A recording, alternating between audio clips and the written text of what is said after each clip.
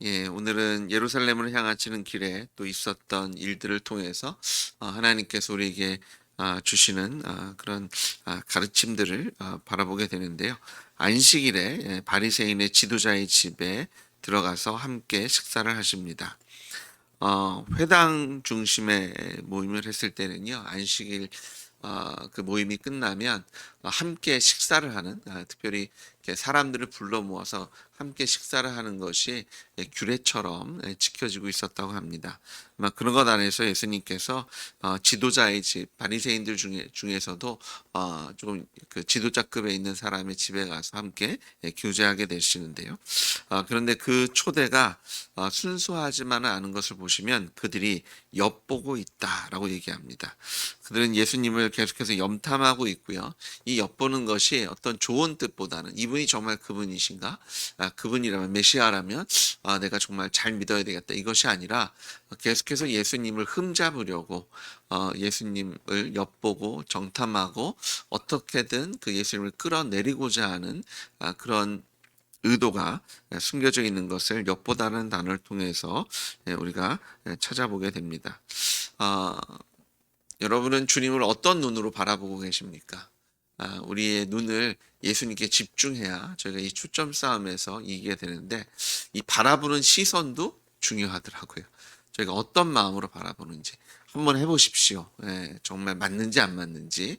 그런데 맞는다는 것보다는 마치 내가 순종하고 싶지 않아서 순종하지 않을 이유를 찾으려고 예수님을 엿보고 있지는 않은지, 아니면 어떻게든 순종하고 어떻게든 주님과 동행하기 위해서 믿을 수 있는 증거를 찾고 있는지.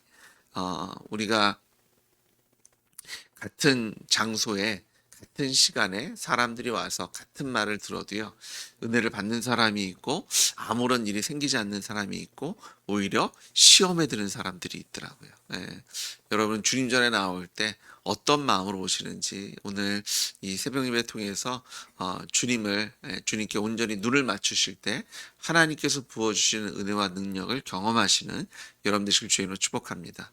사실 우리가 어떤 마음으로 오냐가 사실은 그 시간을 주장하더라고요. 우리가 어떤 소망을 가지고 어떤 믿음을 가지고 우리가 주님 앞에 주님 하실 수 있는 것, 주님께서 원하시면 다 하실 수 있는데 그 은혜를 주십시오 하고 오시면 정말 은혜를 경험하실 거고요. 그냥 억지로 끌려오시면 그 억지로 끌려온 가운데서도 주시는 은혜가 있겠지만 온전히 못 누리실 겁니다. 그런데 하고 싶지 않은데 억지로 끌려오시면 오히려 듣는 말씀 중에서 이 예배 속에서 내가 불순종할 수 있는 이유를 찾고 있는 나를 발견할지도 모르겠어요. 오늘 이 아침에 순전한 마음으로 어린아이와 같은 마음으로 하나님의 말씀을 받으시는 여러분들 주님을 축복합니다. 이런 가운데 예수님께서는 본인이 하실 일을 하십니다. 사실 사람이라는 것이 눈치를 보게 되잖아요. 사람들이 나에게 어떤 것을 기대하는지 그게 다 느껴지니까 또 내가 어떻게 처신을 해야 여기서 인정받을지. 그런데 예수님께서는요, 그런 사람의 관심이 아니라 하나님의 관점에서 이 수종병 든 자를 바라보고 계십니다. 이 수종병은요, 그 신체 세포 조직이나 이런 데에 그 어떤 액체가 비정상적으로 축적되는 것을 얘기한다고 합니다. 그래서 이 병에 걸린 사람들은 얼굴이 부어오르고 팔, 다리가 크게 부어오르고요. 살갗이 물러지는 증상을 띠게 된다고 합니다. 그러니까 이게 마치 물이 차는 것처럼 온 몸이 퉁퉁 부어오는 그런 병을 갖고 있습니다. 이게 얼마나 힘들었을까요? 몇 년 동안 알았는지는 모르지만 이 안식일 회당에 나와서 이 수종병 든 자가 기도한 것 중에 대부분은 그 아픔과 고통 속에서 하나님께서 치유해 주시기를 위한 기도를 아마 간절히 했을 겁니다. 예수님께서는요, 그 기도를 들으셨어요. 그리고 하나님의 시선으로 이 수종병 든 자를 보게 됩니다. 근데 바리새인들은요, 수종병 든 사람을 어떤 눈으로 봐요? 그를 불쌍히 여기고 안타까워 여기는 것이 아니라 예수님을 시험하는 테스트지로, 시험지로 보고 있는 것을 보게 됩니다. 그가 얼마나 힘들고 어렵고 고통스럽고 얼마나 그런 안타까운 사정을 갖고 있는지, 우리 회당이 교회가 내가 저 사람을 위해서 해줄 수 있는 일이 무엇인지, 하나님께서는 그 인생을 통해서 어떤 일을 하고 싶으신지에 대해서는 전혀 관심이 없고 자신들이 하고자 하는 일에 도구로 사용하고 있는 그런 모습을 보게 됩니다. 근데 예수님께서는요, 그런 시험대에 올라와 계시지만 그런 사람의 눈에 현혹되는 것이 아니라 주님께서 하실 일을 하시는 것을 보게 되고요. 또한 이것을 통해서 또한 그들의 잘못된 것을 가르치고 계신 것을 보게 됩니다. 사실 이 안식일 논쟁은요, 벌써 누가복음에서만 여러 차례 등장하게 됩니다. 계속해서 예수님은 안식일에 병을 고치고 계십니다.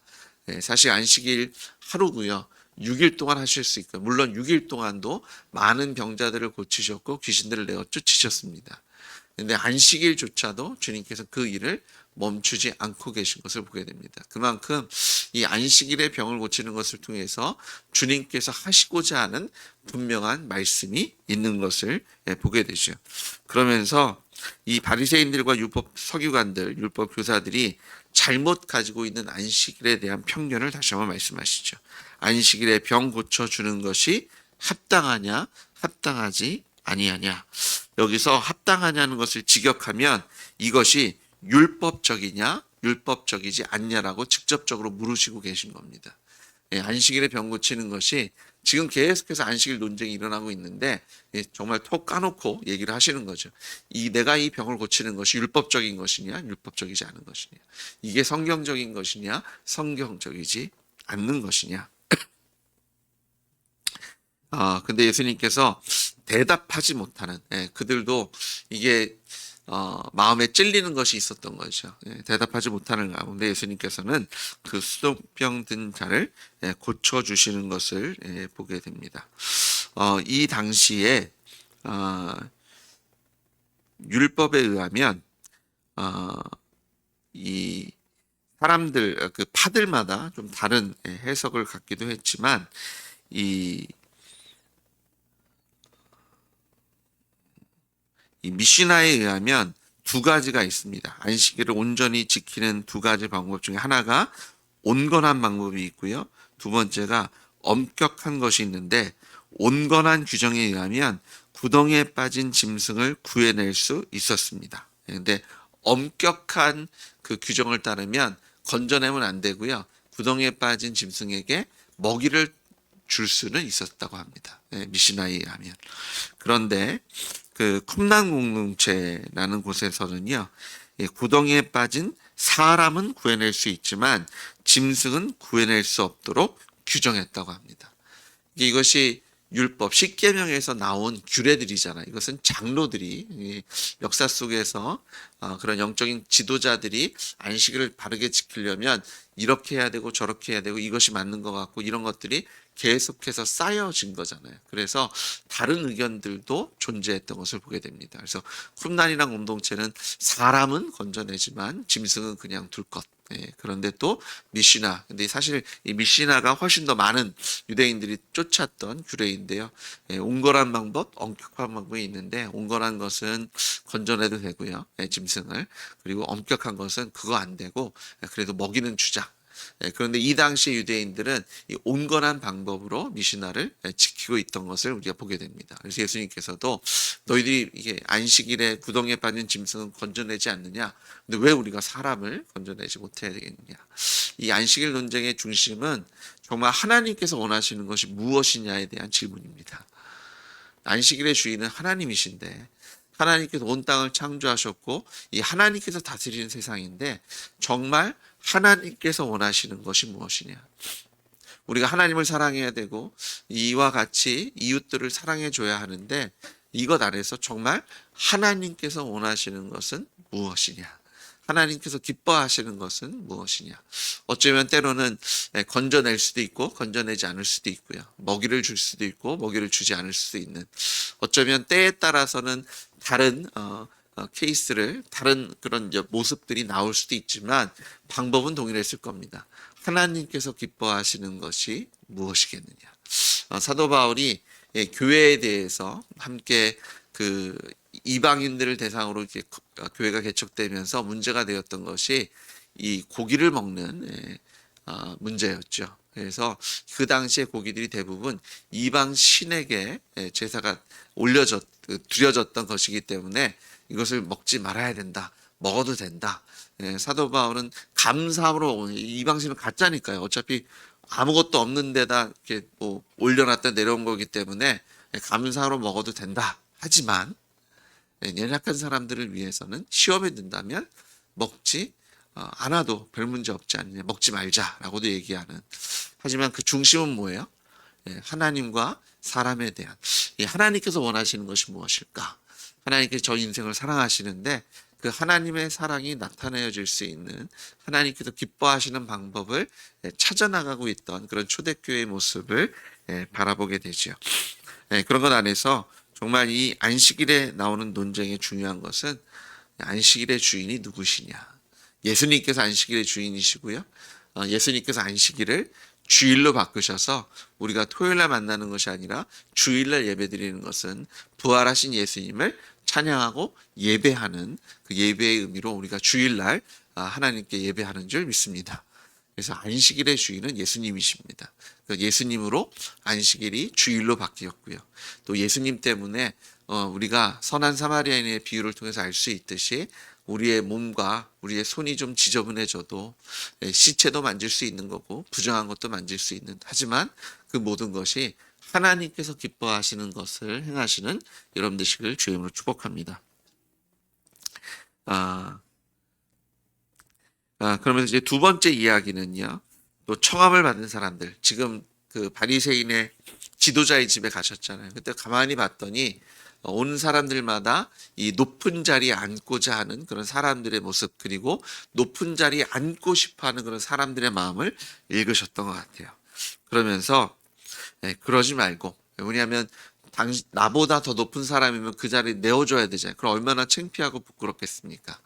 그러지 말고 낮은 자리에 앉으면 주인이 와서 나중에 높여줄 것이고 그것이 훨씬 더 영광스러울 것이다 라고 말씀하시면서 11절에 무릇 자기를 높이는 자는 낮아지고 자기를 낮추는 자는 높아진다는 그런 말씀을 주시는 것을 보게 됩니다. 역설의 방법이죠. 십자가 지는 것, 죽는 길인데 우리가 오히려 십자가 질 때 예수님의 부활이 우리와 함께함으로 우리에게 영생을 주실 줄 믿습니다. 우리가 오히려 낮아질 때 주님께서 우리를 높이셔서 하나님의 우편에 앉히시고 하나님과 함께 왕노릇하는 그 하늘나라의 상속자의 직분을 누리게 하실 것을 믿습니다. 정말 우리가 주님께 초점 맞추면 이 땅에서 굳은 일하고 이 땅에서 희생하고 헌신하는 것이, 이것이 죽는 것이 아니라 여기서 내가 호구당하고 다 잊어버리고 이런 것이 아니라 오히려 부활의 영광으로 우리를 높여주실 줄 믿습니다. 우리가 아무리 바벨탑 같은 걸 짓고요, 사다리를 타고 위로 올라가도 우리가 올라갈 수 있는 한계가 있어요. 그런데 하나님께서 우리를 높이시잖아요. 그러면 우리의 한계를 뛰어넘는 하나님 우편에 우리를 앉혀주실 줄 믿으십시오. 그래서 주님의 방법으로 사십시오. 이 땅에 살고 있지만 이 땅의 방법으로 사시는 것이 아니라 하나님 나라의 방법으로 사시면 하나님께서 우리를 높이시고 하나님께서 우리를 먹이시고 입히시며 재우시며 하나님께서 우리로 하나님의 영광에 동참케 하실 줄 믿으시는 여러분 되시길 주님으로 축복합니다. 오늘 읽은 본문 중에 본문의 이제 세 번째 가르침은요. 누구를 잔치에 초대할까, 누구를 대접할까입니다. 부한 사람, 나에게 도움이 되는 사람, 나와 내가 사랑할 만한 사람이 아니라 가난한 사람, 불편한 사람, 저는 사람, 맹인들, 불쌍한 사람들을 초대해서 함께 먹고 마실 것을 권면하십니다. 정말 하나님께서 원하시는 교제는 우리가 하나님의 사랑을 나누기를 원하십니다. 내 사랑을 나누는 것이 아니라, 내가 사랑할 만한 사람을 사랑하는 것이 아니라 하나님께서 사랑하시는 사람을 사랑하시는 여러분 되시길 주의 이름으로 부탁드립니다. 우리가 내일 전도를 나가는데요, 그 이유가 그렇습니다. 노은역에 지나가는 그 아파트 단지에 지나가는 사람이 우리가 무슨 상관이 있겠어요. 어쩌면 그날 만나는 것이 마지막 만남일지도 모릅니다. 전혀 상관없는. 사실 우리가 시간을 쓰고 돈을 쓰려면 나에게 이득이 되고 내가 함께 기뻐할 수 있는 사람과 시간을 보내는 것이 훨씬 좋죠. 예. 같은 한 시간이어도 이 한 시간은 언제 지나가지? 예. 다른 쪽은 벌써 한 시간이 지났어? 참 좋았다. 이런 고백이 나올지도 모르겠어요. 그런데 내가 중심이 아니라 하나님께서 기뻐하시는 사람을 만나십시오. 예. 하나님께서 기뻐하시는 일을 하시고요. 하나님의 방법으로 사시고요. 이제는 하나님께서 기뻐하시는 사람을 만나십시오. 오늘 말씀을 통해서 주님께서 우리에게 주시는 것은 우리가 무엇을 기준으로 누구를 위해서 살까를 현실, 실제적인 예를 드시면서 말씀해 주고 있어요. 우리가 주를 위해서 살고 주를 위해 죽는다라고 고백하고요. 우리가 먹으나 마시나 주를 위해서 살겠다고 하는데 정말 우리의 실제적인 모습 속에서 그렇게 살고 계십니까? 어쩔 때는 막연하잖아요. 뭐 생명을 내어놓는 것, 어떤 핍박이 오고 이런 환란이 오면 이걸 알겠는데 내가 매일의 삶 속에서는 어떻게 살아야 하지? 예수님께서 오늘 누가복음을 통해서 우리에게 실제적인 모습, 우리가 매일의 삶 속에서 일어날 수 있는 일들 속에서 주님께서 기뻐하시는 일을 보여주고 계십니다. 예, 주님께서 기뻐하시는 일, 다른 사람의 시선에 너무 이렇게 왔다 갔다 하지 마시고요. 주님께서 기뻐하시는, 내가 좀 힘들고 내가 좀 마음이 불편해도 주님께서 기뻐하시는 일을 하시고, 또 주님께서 기뻐하시는 사람 만나시고, 또 주님께서 기뻐하시는 방법으로 우리가 겸손해지고 낮아지면 하나님께서 우리를 높이실 거고요. 하나님께서 기뻐하실 때 하나님의 기쁨이, 하나님의 평강이 우리의 삶 속에 또한 함께 동일한 그런 평강과 기쁨으로 우리를 충만히 채워주실 줄 믿습니다. 왜 그러냐면 예수님께서 우리 머리시잖아요. 예수님께서 기뻐하시면 우리가 기쁩니다. 예.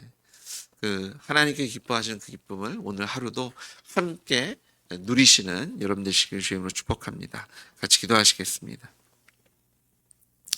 하나님, 주님의 기쁨을 위해 살겠습니다. 주님이 기쁘실 때 나도 기쁘고 즐겁고, 주님이 영광 받으실 때 우리도 그 영광에 동참케 하실 줄 믿습니다. 하나님, 주님과 연합되었다고 말하지만 세상에 속한 자처럼 세상의 눈치를 보고 세상의 방법으로 살며 또 세상에서 기뻐하고 즐거워했던 그런 만남과 일들을 하고 있지 않은지, 아버지 하나님, 작은 것 하나부터 하나님 우리가 나를 돌아보며 주님께서 기뻐하시는 삶을, 생각을, 행동을, 만남을 누리기 원합니다. 또 주님께서 기뻐하시는 것을 통해서 정말 나도 그 기쁨과 그 영광에 동참하기 원하오니 우리가 예수님과 연합한 자로서 하나님께서 기뻐하시는 것을 기뻐하며 또 하나님께서 영광 받으실 때 그 영광의 자리에도 동참케 하실 줄 믿습니다. 하나님 십자가 지게 싸우니 예수의 부활에도 연합하게 하셔서 오늘도 하나님, 내가 오히려 낮아졌을 때 나를 높이시는 예수님의 그 하나님의 반전의 역사를 경험케 해 주십시오. 주님 뜻대로 살 때 오히려 세상 사람들이 조롱하고 망했다, 안 될 것이다라고 얘기할 때 하나님께서 승리케 하시며 하나님께서 높이시는 그 하나님의 능력의 손길을 오늘도 경험케 하실 줄 믿습니다. 우리를 기도 속에서 회복시켜 주시고 치료해 주시고 위로해 주시고 새 힘으로 더하여 주십시오. 예수님의 이름으로 기도드렸습니다. 아멘.